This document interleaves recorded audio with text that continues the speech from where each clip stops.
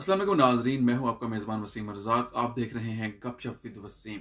नाजरीन, आज हम बात करेंगे मुल्की सियासत के हवाले से कि पाकिस्तानी सियासत आजकल किस रुख पर जा रही है। पाकिस्तान डेमोक्रेटिक मूवमेंट पीडीएम का जो मुस्तकबिल है वो क्या है, और हुकूमत की जो कारकर्दगी है, क्या हुकूमत इस कारकर्दगी की बिना पर इलेक्शन लड़ सकती है या नहीं।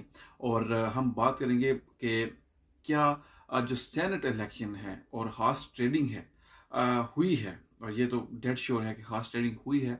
हम इस हवाले से बात करेंगे कि इसको कैसे रोका जा सकता है, या हुकूमत ने इसको रोकने के लिए कुछ इकदाम किए थे या नहीं। इस सब पर बात करने के लिए आज हमने अपने प्रोग्राम में दावत दी है सीनियर सहाफ़ी, एंकर पर्सन हैं शाहिद मेतला साहब। शाहिद साहब, मैं अपने प्रोग्राम में आपको खुश आमदीद कहता हूँ। बहुत शुक्रिया सर। शाह साहब, सेनेट इलेक्शन हो चुका है और सादिक संजरानी एक बार फिर चेयरमैन सेनेट जो है वो मुंतखब हो चुके हैं। और दूसरी जानब यूसुफ रजा गिलानी ने कहा है कि वो अदालत जाएंगे और आयन के आर्टिकल 9 के तहत वो सुप्रीम कोर्ट या हाई कोर्ट में रजू कर सकते हैं। आप क्या समझते हैं कि अगर वो अदालत जाते हैं तो पांसा पलट सकता है, या हालात इसी तरह रहेंगे, मतलब सादिक संजरानी ही चेयरमैन सेनेट रहेंगे? बहुत शुक्रिया वसीम। बिल्कुल मुझे ऐसा ही लगता है कि चीज़ें तब्दील हो सकती हैं। देखिए, आर्टिकल 69 के तहत जो इंटरनल प्रोसीडिंग है उसको चैलेंज नहीं किया जा सकता किसी भी अदालत में। लेकिन ये जो इंतखाबात हुए, जो इलेक्शन की कार्रवाई है, इसको इंटरनल प्रोसीडिंग में नहीं लिया जा सकता, इसको कंसीडर नहीं किया जा सकता। इसलिए बहुत सारे चांसेस हैं कि यूसुफ रजा गिलानी साहब की वापसी हो सकती है सेनेट में बतौर चेयरमैन। और दूसरी चीज ये है, सॉरी, दूसरी चीज ये है कि सुप्रीम कोर्ट के फैसले मौजूद हैं, सेनेट के फैसले भी मौजूद हैं। वसीम सज्जाद साहब ने 1997 में एक डिसीजन लिया था, उनके अपने 18 वोट रिजेक्ट हुए थे, मुस्तरद हुए थे। और फिर डिप्टी चेयरमैन सेनेट का जब इंतखाब हुआ था तब भी 18 के करीब ही मुस्तरद वोट हुए थे, जिनको वसीम सज्जाद साहब ने बिल्कुल क्लियर करार दिया था और उनको कंसीडर किया था कि ये वैलिड वोट है।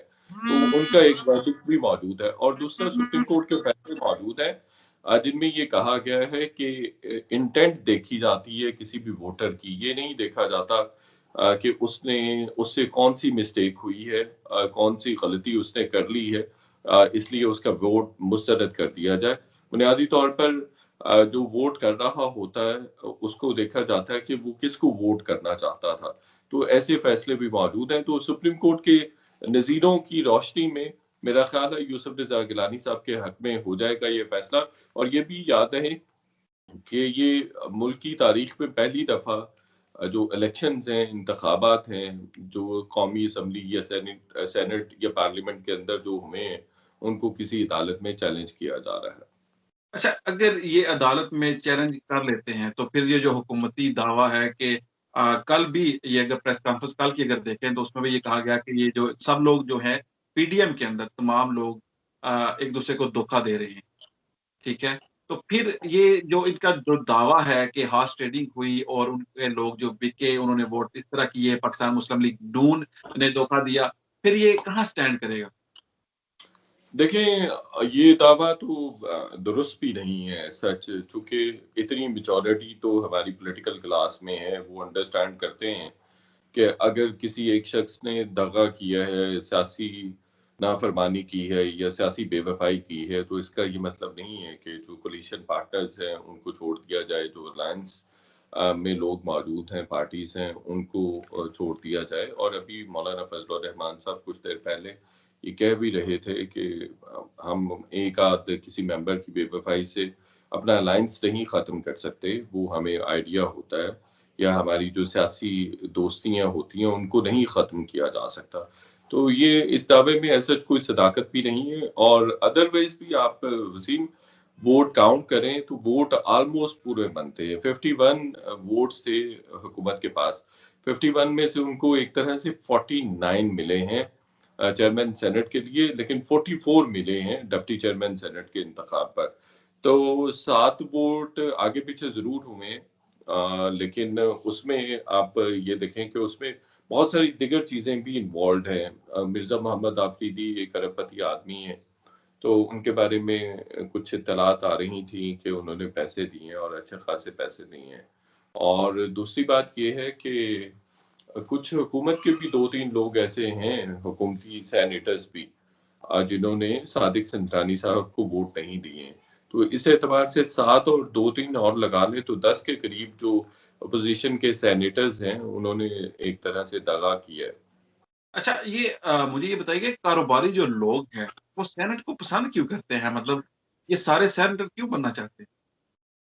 بس وہ آسانی سے آ سکتے ہیں، سینٹ میں پیسے لگا کر آ سکتے ہیں. آپ دیکھیے نا کہ اگر آپ جنرل الیکشن لڑتے ہیں، کوئی بھی انتخاب ہے ایم پی اے کا ہے، ایم پی اے کی کانسٹیٹوئنسی بھی کافی بڑی ہوتی ہے، خاص طور پر بلوچستان کی بات کی جائے اور پھر پنجاب کی بات کی جائے. بلوچستان میں تو ایک ایک ضلع کی ایم پی اے کی کانسٹیٹوئنسی ہو جاتی ہے، ایم این اے کی ایک کانسٹیٹوئنسی 3 زلوں پر محیط ہو جاتی ہے بلوچستان میں. اسی طرح سے جو پنجاب ہے وہاں پر بھی ایسے ہی ہے. تو ایم این اے کا جو ایک طرح سے ووٹنگ ڈسٹرکٹ ہے یا کانسٹیٹوئنسی ہے، وہ کوئی 7 لاکھ 7.5 لاکھ ووٹرز کی بنتی ہے.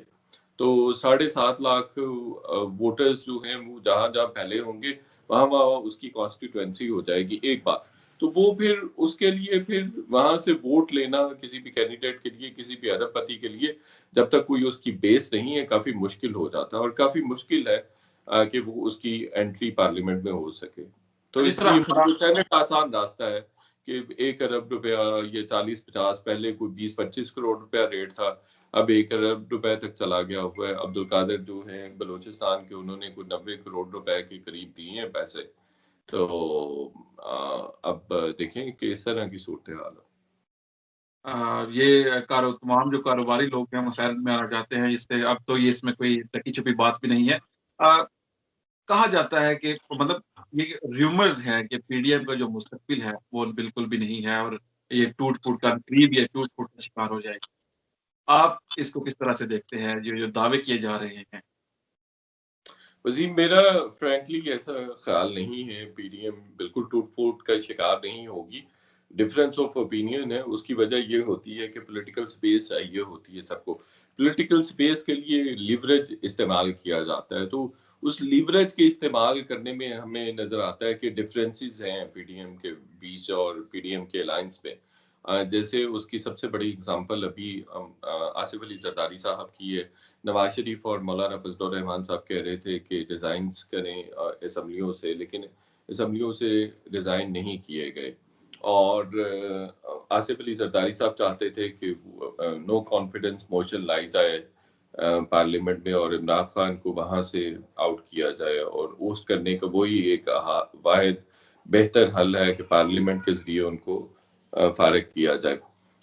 تو یہ ڈفرینس آف اوپینین ہے، اور ایسا کچھ نہیں. میں نہیں، I don't see any big change with in the P D M politics. اگر لاک ڈاؤن، اگر یہ لانگ مارچ کرتے ہیں، پی ڈی ایم جو ہے لانگ مارچ کرتی ہے اگر، تو حکومت کو کتنی کو پریشانی کا سامنا کرنا پڑ سکتا دیکھیں اس میں بلا شبہ پریشانی والی بات تو ہے کہ بہت سارے لوگ یہاں پر آ جائیں. پاکستان کی سیاسی تاریخ میں لانگ مارچز کے نتیجے میں بڑی بڑی تبدیلیاں ہوئی ہیں.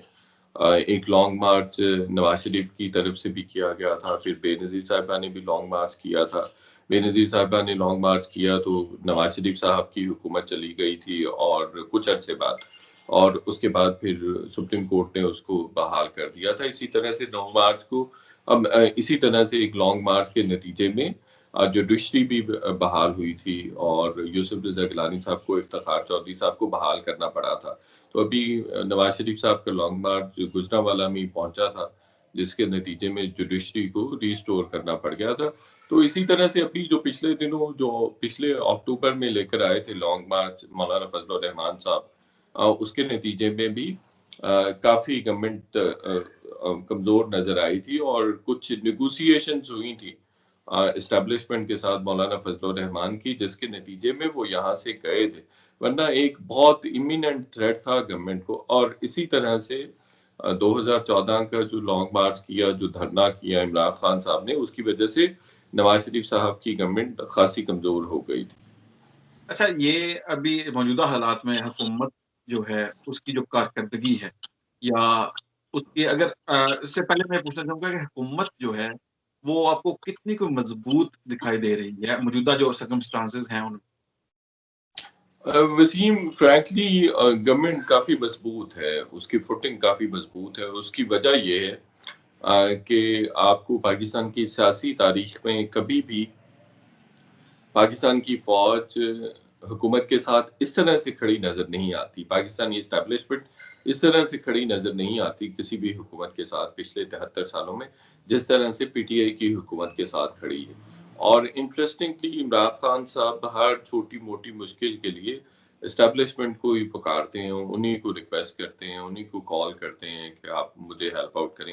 تو یہ ایک ڈینجرس ٹرینڈ بھی ہے کہ آپ چھوٹی سی چھوٹی مشکل میں کوئی کہیں پہ ووٹ آف نو کانفیڈنس کی بات ہو رہی ہے، کہیں پر کوئی اور تحریک کی بات ہو رہی ہے، کہیں سیاسی مخالفین کو تھوڑا سا ڈائی ڈاؤن کروانے کی بات ہو رہی ہے یا ان کو کارنر کرنے کی بات ہو رہی ہے، تو آپ ہر دفعہ ہی اسٹیبلشمنٹ کی طرف دیکھتے ہیں اور اسٹیبلشمنٹ بھی اچھی خاصی مدد کرتی ہے۔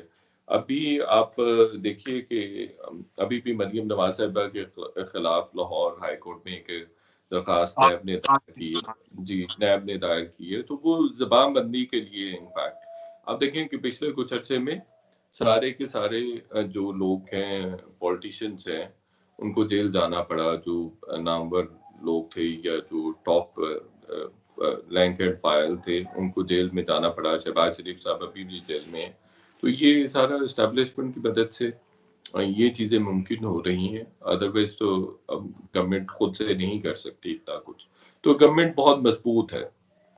اچھا، حکومت بہت مضبوط بھی ہے، سارا پتے بھی حکومت کے ہاتھ میں ہے، اتحادی جماعتوں کے ساتھ بھی اچھے معاملات چل رہے ہیں، اور آپ کیا دیکھتے ہیں کہ عمران خان صاحب کا جو تبدیلی کا ایک دعویٰ تھا یا جو ایک نعرہ تھا، ابھی جو کارکردگی ہے ان کی بہت تھوڑا عرصہ باقی رہ گیا ہے، اور کیا اس جو کارکردگی کی بنا پر وہ اگلا الیکشن لڑ سکتے ہیں یا ان کو ابھی بہت زیادہ محنت کرنے کی ضرورت؟ ان کو بہت زیادہ محنت کرنے کی ضرورت ہے، اور میرا خیال ہے کہ اگر وہ بہت زیادہ محنت کریں بھی تو پھر بھی وہ کامیاب نہیں ہو سکتے، میں کم از کم ان کی کامیابی نہیں دیکھتا ہوں۔ آپ یہ دیکھیے کہ ابھی پچھلے 2 مہینوں میں کچھ 8 انتخابات ہوئے ہیں، ان 8 ضمنی انتخابات میں سے کوئی ایک بھی الیکشن عمران خان صاحب اور پی ٹی آئی نہیں جیت سکی ہے۔ نہیں، بالکل 7 الیکشن جو ہیں پی ٹی آئی نے لوز کیے ہیں، تو یہ ایک بڑا نمبر ہے، بڑا نمبر ہے۔ آپ دیکھیں کہ یہی سچویشن جو ہے جنرل الیکشنز میں بنے گی جب بھی ہوتے ہیں، اور فرینکلی عمران خان صاحب ابھی الیکشن میں جانا بھی چاہیں تو اسٹیبلشمنٹ نہیں جانے دے گی، اور کچھ دن پہلے انہوں نے خود ایم پی ایز اور ایم این ایز کو بلا کے کہا ہے کہ انتخابات کی تیاری کریں، الیکشنز کی تیاری کریں۔ لیکن میرا ذاتی خیال ہے کہ عمران خان صاحب الیکشن کروانا بھی چاہیں تو وہ نہیں کروا سکیں گے، اسٹیبلشمنٹ ان کو کبھی نہیں کروانے دے گی۔ تو اس کی ایک وجہ یہ بھی ہے کہ وہ کبھی بھی نہیں جیت سکیں گے، اور پہلے بھی آپ دیکھیں نا، پہلے 2018 کے جو انتخابات تھے وہ بھی خاصے انجینئرڈ تھے، اور کس طرح سے پولیٹیکل انجینئرنگ کی گئی نیب کے ذریعے اور مختلف اداروں کے ذریعے، پھر جا کے وہ 115 سیٹس لینے میں کامیاب ہو سکے۔ اچھا، یہ کیا دیکھ رہے ہیں کہ ابھی پنجاب بڑا صوبہ ہے اور اس کی جو ایک نو ڈاؤٹ کہ شہباز شریف نے پنجاب کے اندر کافی زیادہ کام کیا ہے، باقی جو صوبے ہیں اس کے پنجاب کی جو کارکردگی ہے وہ بھی بہت بہتر تھی۔ عثمان بزدار صاحب کی کارکردگی کی بنا پر کیا آپ سمجھتے ہیں کہ پنجاب کے ساتھ زیادتی کی جا رہی ہے؟ 100% ایسا ہی ہے، بہت بڑی زیادتی ہے ان کی تعیناتی، ان کی اپوائنٹمنٹ، ان کو سی ایم بنانا، یہ پاکستانی عوام کے ساتھ بہت بڑا ظلم ہے، پنجاب کی عوام کے ساتھ بہت بڑا ظلم ہے، اس سے بڑی زیادتی کوئی نہیں ہو سکتی، اس سے بڑی پولیٹیکل ڈس آنیسٹی کوئی نہیں ہو سکتی۔ میں آپ کو وسیم بتاؤں کہ اگر مجھ سے کوئی پوچھے نا کہ عمران خان صاحب کی سب سے بڑی کرپشن کیا ہے، تو میں کہوں گا کہ سب سے بڑی کرپشن جو ہے وہ عمران خان صاحب کی عثمان بزدار صاحب ہیں۔ دیکھیں، یہ انٹلیکچوئل اور پولیٹیکل کرپشن تو ہے ہی، دنیا میں آپ کہیں پر بھی دیکھ لیں کام نہ کرنے کا نقصان جو ہے وہ کرپشن سے کہیں زیادہ ہوتا ہے. ان ایکٹیو ہونا، غیر فعال ہونا اور نکما ہونا، اس کی کاسٹ کرپشن سے کہیں زیادہ ہے. کرپشن سے آپ کوئی 10%، 20% آؤٹ آف 100 جو ہے وہ آپ نقصان کر لیتے ہیں، یا وہ نکال لیتے ہیں کک بیک کی صورت میں یا کسی بھی صورت میں، یہ کرپشن کر لیتے ہیں. 20%، 30%، 50% کہہ لیں چلیں. لیکن اس میں تو آپ اپنی جو ان ایکٹیویٹیز ہے اس کی وجہ سے تو آپ 100% نقصان کر رہے ہوتے ہیں، بلکہ آپ زیادہ برڈن بڑھا رہے ہوتے ہیں چیزوں کا، 100% سے بھی زیادہ نقصان کر رہے ہوتے ہیں. تو کرپشن اتنی بڑی پرابلم نہیں ہے میرے نزدیک نکما پن اس سے زیادہ بڑا پرابلم ہے اور اس سے زیادہ نقصان دہ چیز ہے. تو عثمان بزدار صاحب تو بہت ہی آپ کسی بھی پی ٹی آئی کے ایم پی اے سے پوچھ لیں، ایم این اے سے پوچھ لیں، وہ ہنستا ہے اور وہ اچھا خاصا اپسیٹ بھی دکھائی دیتا ہے، اور وہ کہتا ہے کہ یہ عمران خان صاحب کا فیصلہ انتہائی غلط ہے. بالکل ابھی بھی وقت باقی ہے. عمران خان صاحب کو چاہیے کہ اس پر غور کریں، اور اگر یہ کوئی انا کا جو مسئلہ ہے اس کو بھی ختم کر کے اس کو عثمان وزار صاحب کو بدل کر، ابھی بھی بہت عرصہ باقی ہے، بہت کچھ کیا جا سکتا ہے. نو ڈاؤٹ پنجاب ایک بڑا صوبہ ہے، اور اگر یہاں پر کارکردگی نہیں ہوگی تو آپ کے ووٹوں پر بہت زیادہ اثر پڑ سکتا ہے. شاہ صاحب آخری سوال میں آپ سے پوچھنا چاہوں گا کہ پچھلے دنوں پارلیمنٹ ہاؤس کے سامنے پاکستان مسلم لیگ نون کے جو لیڈران تھے ان پر جوتا پھینکا گیا یا ان کے ساتھ بدتمیزی کی گئی، اور آج لاہور میں شہباز گل کے ساتھ سیم سچویشن پیش آئی، ان پر سیاہی پھینکی گئی. یہ جو رویہ ہے اس کا ذمہ دار یہ ہمارے لیڈران ہے یا عوام میں شعور نہیں؟ دیکھیں اس کی الٹیمیٹ ذمہ داری تو لیڈرز پر بھی عائد ہوتی ہے. اس کی وجہ یہ ہے کہ وہ سیاسی جب سلوگننگ کر رہے ہوتے ہیں تو وہ اس طرح کی کرتے ہیں کہ عوام میں اشتعال آتا ہے، ان کے کارکنان میں، ان کے فالوورز میں اشتعال آتا ہے، غصہ آتا ہے. جیسے عمران خان صاحب پچھلے 22-23 سال سے یہ کہہ رہے ہیں کہ یہ چور ہیں، یہ ڈاکو ہیں، اور جتنی کرپشن آج ہو رہی ہے اور جتنے بڑے بڑے اسکینڈلز اب ہو رہے ہیں، پچھلے 73 سالوں میں اتنے بڑے بڑے اسکینڈلز نہیں ہوئے. چینی آج بھی 110 روپے کلو ہے. چینی میں 400-450 ارب روپیہ کمایا گیا، اور اتنا بڑا اسکینڈل پاکستان کی سیاسی تاریخ میں کبھی نہیں آیا. اور بڑے سارے پیٹرول کا اسکینڈل کر لیں، ادویات کا اسکینڈل، بڑے سارے اسکینڈل، یعنی پچھلی گورنمنٹس میں اتنے بڑے بڑے اسکینڈلز نہیں آئے، اور وہ زیادہ پروپیگنڈا ہوتا تھا اسکینڈل سے زیادہ یہ تو بلینز کے اسکینڈلز ابھی آئے ہیں. اور جو آپ نے بات کی الٹیمیٹلی اس کی ذمہ داری تو ان پر جو لیڈرشپ ہے ان پر عائد ہوتی ہے. اور سیکنڈلی کچھ جو ورکرز ہیں ان میں شعور بیدار کرنے کی بھی ضرورت ہے، ان کو بہتر ایجوکیٹ کرنے کی بھی ضرورت ہے. کہ دیکھیں آپ جب ان کو اکٹھے بیٹھتے اٹھتے دیکھتے ہیں تب آپ دیکھا کریں کہ ان کے ڈفرینسز بالکل ختم ہو جاتے ہیں. پھر آپ جب ایک پولیٹیکل جائنٹ یا پولیٹیکل الیکٹیبل پارٹی تبدیل کرتا ہے تو پھر آپ دیکھیں کہ ان کے کل اسی پارٹی کو گالیاں دے رہا ہوتا ہے اور وہ جوائن کر لیتا ہے. تو یہ چیزیں عوام کو بھی سامنے رکھنی چاہیے اور بے وقوف نہیں بننا چاہیے. اور دوسرا جو پی ایم ایل این کے ساتھ جو ہوا وہ بہت ہی زیادہ کنڈیمیبل تھا، اور جو گل صاحب کے ساتھ آج لاہور میں ہوا ہے وہ بھی بہت زیادہ اسٹرانگلی کنڈیمیبل ہے. ایسا نہیں ہونا چاہیے. ہمارے پولیٹیکل جو انفراسٹرکچر ہے اس میں برداشت ہونی چاہیے، پیشنس ہونا چاہیے، اور ایک دوسرے کے لیے اسپیس ہونی چاہیے. میں سمجھتا ہوں کہ پی ایم ایل این کے جو لیڈرز تھے ان کو وہاں پہ پریس ٹاک کے لیے نہیں جانا چاہیے تھا جہاں پر وہ پی ٹی آئی کے لوگ ایکسپیکٹڈ تھے، اور پی ٹی آئی کے لوگ آلریڈی اس کے ارد گرد موجود تھے. موجود تو ہے. ہاں بالکل ان کو نہیں جانا چاہیے تھا. پارلیمنٹ ہاؤس کے باہر جو ٹی چوک کے آگے والا گراؤنڈ ہے وہاں آپ کو پتہ ہے، آپ خود بھی جانتے ہیں کہ وہ جگہ ڈی ایس این جیز وغیرہ اور میڈیا کے لیے مختص ہے جب سے پارلیمنٹ میں انٹری کی اجازت بین ہوئی ہے. تو وہاں پر پی ایم ایل این کی لیڈرشپ کو نہیں جانا چاہیے تھا. اس کا حل یہ تھا کہ ان کو اپنے پاس بلا کے پارلیمنٹ لاجز کے گیٹ پر کی جا سکتی تھی پریس ٹاک. خیر اینی وے ان کے ساتھ جو بھی ہوا وہ انتہائی غلط تھا اور یہ نہیں ہونا چاہیے تھا. تھینک یو ویری مچ سر. بہت مزہ ہے آپ سے گفتگو کر کے, اور امید کرتا ہوں کہ ہمارے جو ناظرین ہیں ان کو بھی یہ جو گفتگو ہے وہ اچھی لگے گی. اور پھر آپ کا بہت شکریہ. بہت شکریہ.